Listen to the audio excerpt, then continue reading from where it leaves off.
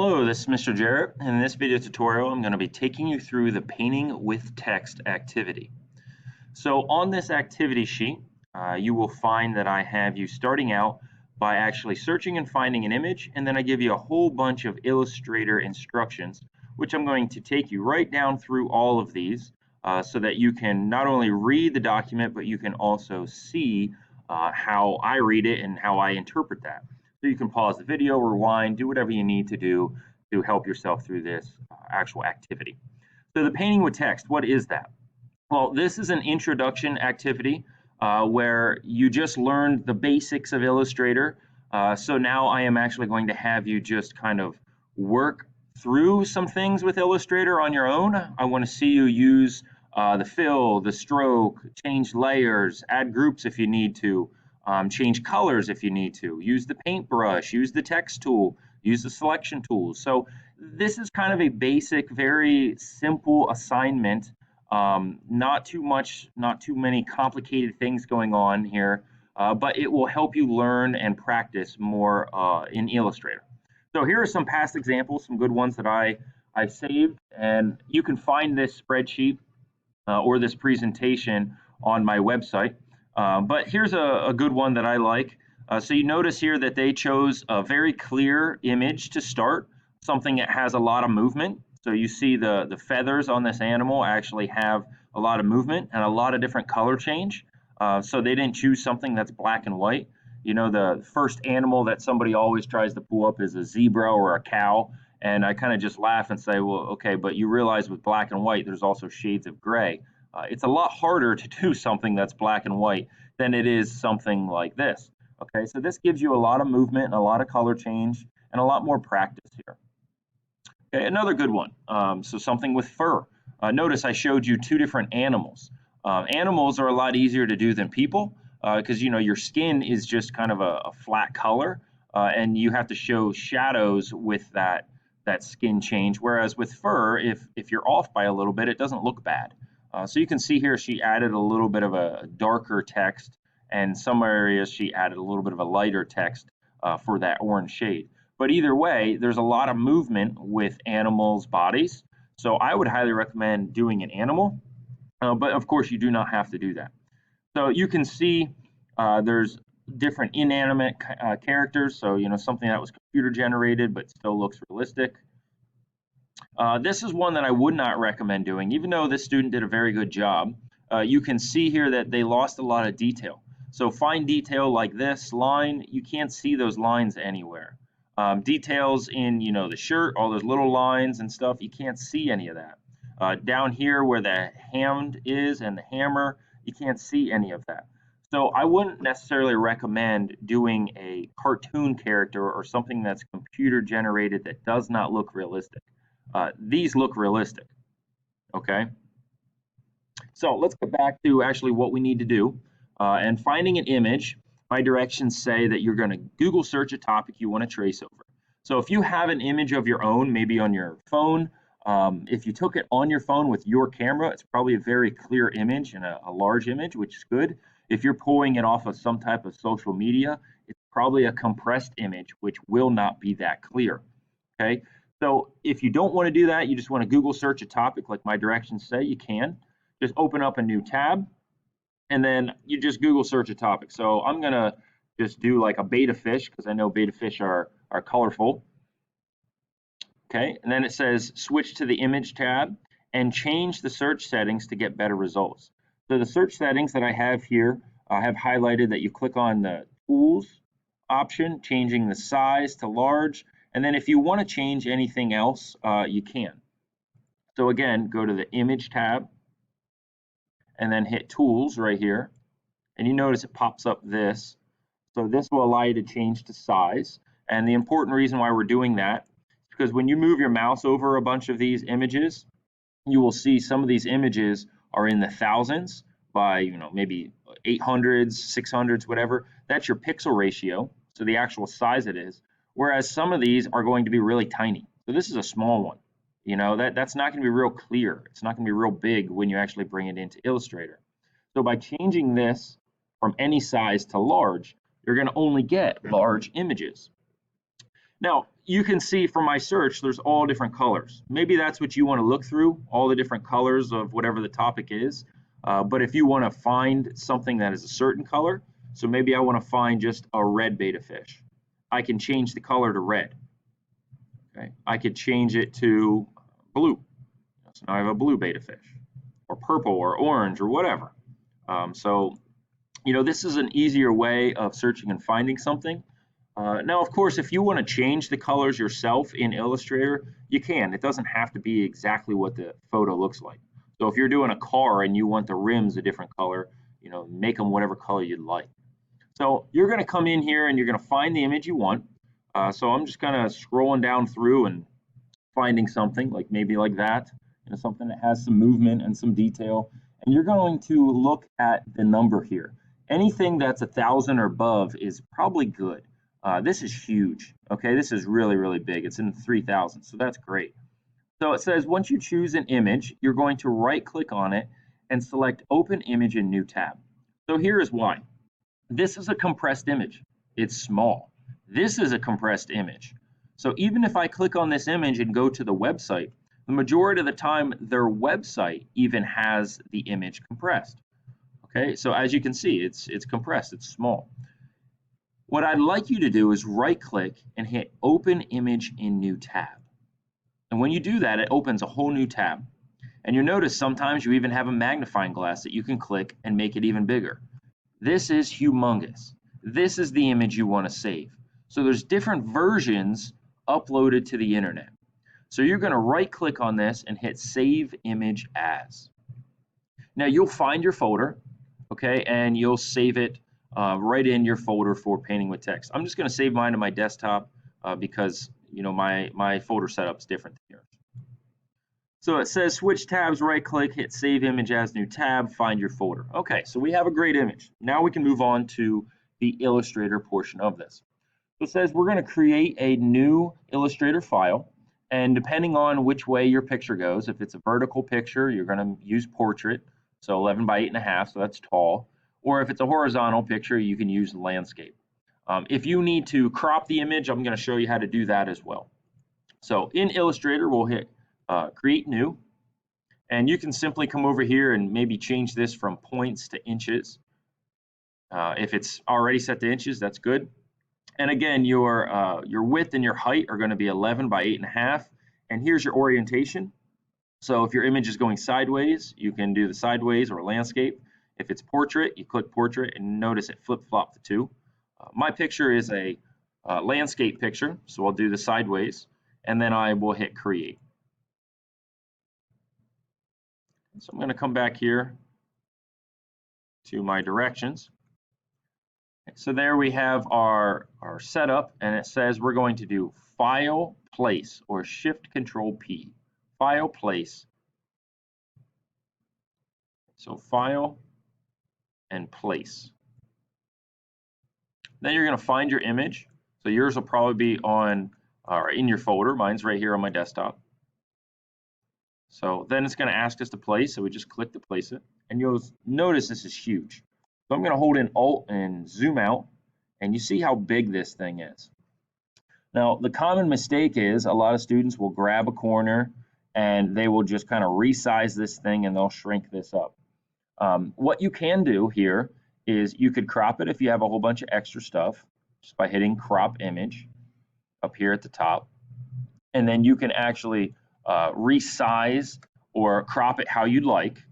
So if you only want that portion of the picture, maybe I don't want all the rest of the extra stuff, you can hit Apply. Okay, but now to resize this, what you want to do is get this Free Transform tool. Okay, Free Transform tool, and it puts these little dots out here. So again, the common mistake is kids just do this, and they really shrink and kind of disform their picture. What you want to do is hold in Shift and click and hold on a corner and drag up. Notice how that's keeping it proportionate. So you're going to try to fill your page with this, keeping it in the white area. So you might have to kind of do this a couple times, depending how big your picture is. And that's probably good right there. Okay, so you can reposition it if you'd like to a spot that you want, maybe right in the middle. Okay, now this is sized correctly. It fits on my page well. So notice it said, hold the shift key down to resize the image. Lock the layer it's on and make a new layer. Okay, then use the text tool to type out a word that you want to use. So I'm going to lock this layer. Notice I'm up here in my layers panel. I'll make a new layer. Okay, and now that is the layer that I'm going to draw on. And it says use the text tool. So if I come over here and get the text tool, okay, you can just click and you can type in a word that you'd like. So you want something that relates to this. So maybe fish or water or beta, that would make sense. So if you want to do all capitals, you can. If you want to do all lowercase, you can. It doesn't matter to me. Maybe I'll do all caps for this, just so I stay consistent. And you're going to highlight this, okay? And we're going to be changing probably the font of it. So it says use the text, change the font. You can download and install font. You can do this on the computers in my classroom. I do not believe you can do this at home. And I might even recommend not doing this if you are going to be in and out of the class or trying to do any of this project distance, because you probably will not have that font once you leave the computer in my classroom. So you're just going to choose a font that is already installed, okay? And to do that, I would highlight it, and up here at the top, you have hundreds of different options to begin with. So I would recommend when doing this project that you not pick something like this. Don't pick something that has a thin font, a little dainty font. You want something that is a thick, bold font. Okay, so something like that, like this. I like this one, just kind of stands out to me. So something that has a bold font.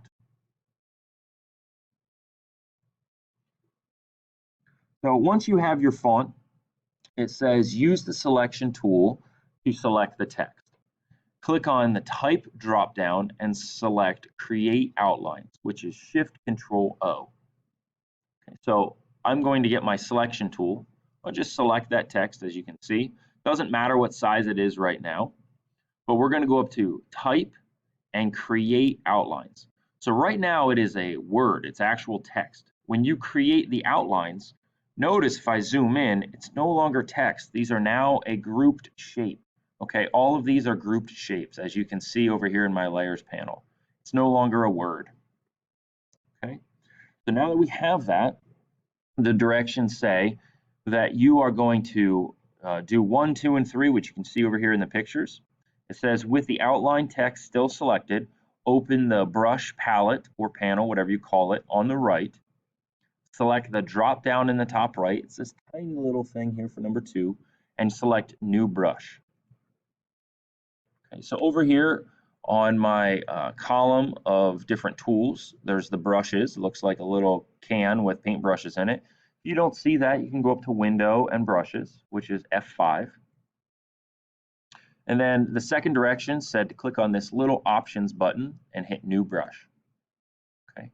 Now you have a whole bunch of different types of brushes, which at some point you might want to learn what these are. For this assignment, all we're going to be doing is using an art brush. So you're going to select art brush and press OK. And then when the brush menu pops up, you're going to change the following options. So scale proportionately, and the methods are tints. And you can see I have that highlighted right here or outlined right there as a picture. So art brush, OK. Scale proportionately, that's really important that you do that, and you change the method to tints. If you don't change this, which a lot of students forget to change this, if you don't change that, you're not going to be able to change the color. Okay, it's always going to be black. So you can see the direction, it's going from left to right. If you ever needed to for some reason, you can change the direction, but I just have this from left to right, just like how the word is. And then I'll hit OK. Now in your brushes panel over here, you can see a few presets, and you can see the one we just made. Okay, so if I deselect this word, I just click out here, and now I get my brush tool over on the left. My directions say select the brush tool on the left and change the fill color, which is going to actually be flip-flopped to the stroke color, you'll see, but change the fill color to the color of your choice. So I could change this from black to whatever color I'd like, so maybe blue. Okay, and now when I paint, I just click and hold and drag. Notice as I move, and if I do some squiggles here, it follows those squiggles. If I do a little tiny pool, it's tiny. If I do a large pool, it's large. So I'm actually using the paintbrush that I created, and we see the word beta. Program doesn't know that it is actually a word. It just sees a paintbrush that we created. Okay, you can even change its shape. So mine's pretty squared off. Up here it says uniform. If you want to change that to something more unique like this one, it gives your drawing a lot more movement. See, it's hinged. And a fish is kind of like that, so that's probably what I would recommend using. Or maybe this one, because a fish, has a tail and kind of a bigger end where its head is. But you can change this to whatever you like. And of course, if you're not, drawing a fish like I am, you can use whatever you want. Okay, so I'll just stick with one so it's consistent. And if I want to use a different color than this blue, you can even eyedrop this. So by coming over here and using the eyedropper tool, you can select an exact color from the photo. And just like I've shown you before, if you want to make a new swatch, you can just make a new swatch, hit OK, and it will be right there for you. So now this is the exact orange in that photo. So some students do this in the fashion of they just draw everything in black and then they come back and select the individual lines because as you can see, these are all individual lines. Okay, there's no fill, it's just a stroke. You can actually select these and change their color later on if you really want. So some students do this in all black and then they change the color. Other students change their color as they go. It really does not matter to me. Some students also are pretty particular as far as how they group these. So I think this is smart. They make new layers depending on the color. So for myself, maybe all the orange would be one layer. I'd make a new layer and do all the blue and maybe all the black. That's up to you, okay, how you want to do it. I kind of want you to learn what's best for yourself. And if you find some mistakes, well, then you're going to go with it and kind of learn from there. So this says, begin by painting the small details from left to right. So again, if you have the paintbrush and you go from right to left, so your word is going to be backwards. So you want to stay consistent here with the direction that you go so that you can read your word at all times. So I'm going to eyedrop this orange, and I'm going to kind of just start here by zooming in. And if you want to do little ones of the entire outline, you can, but I really want you to start to look at the fine detail. So you see all these scales? That will take me forever, but it's going to look a lot better if I actually do those scales than just doing this. Okay, I don't want you just to kind of fill in here like this. That won't look that great. If you do those scales, which will take longer to do, it will look much, much better. So you can zoom in on this and start by doing little pools around, something like that. Notice I'm always going from left to right. And you'll find that maybe you don't need to be zoomed in as far as I am. Some pictures you might have to be, other pictures you'll see when you zoom out that it's really not even going to be eligible. You can't even read it. So maybe you don't want to zoom in as far. But just to kind of show you some quick spots here. So I just did the outlines of a couple of those. Maybe I'll go to this blue, get a better blue color, do the paintbrush again. And now this time, maybe I just want to fill in these scales. Okay, and maybe I want to do them a lot bigger and just do one fill in. I don't know what looks good yet because I haven't zoomed out. And I'm doing this very quick. You're going to get a lot more time than what this demo is to do this. So I would highly recommend making yours a lot nicer than what I currently am. So it says you're just going to fill in here. Start filling in small details, working left to right. Slowly work your way to the outlines and the fill areas, and then turn the visibility off of your original image to see your progress. So this is the nice thing about this. Since we have them in two different layers, I can turn off that first layer and I can see what I'm doing so far. So the more you do this, the more the picture is going to come to life. Okay? So you're going to continue this process. If for some reason you want to change the word or change the colors, I've showed you that. But the nice thing with this video is you can back it up and you can kind of just follow through these instructions again. It's also written here, so you can just read down through it if you'd like. So if you want to change the word, you can. I wouldn't recommend having a ton of different words, maybe 2 or 3 at most. If you want to do, maybe a 2-word saying or a 3-word saying, that's okay. But you don't want to have a full sentence. So here's a good one of, just a couple words, like this is one love.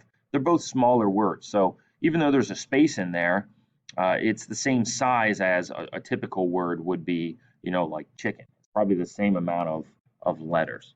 So you're going to continue with this process until you are all the way done with the entire thing. Maybe get some critiques from some classmates or ask for some help. And then later on, there is another video of how to actually create the background. So hopefully you have some fun with this and you learn a little bit more in Illustrator.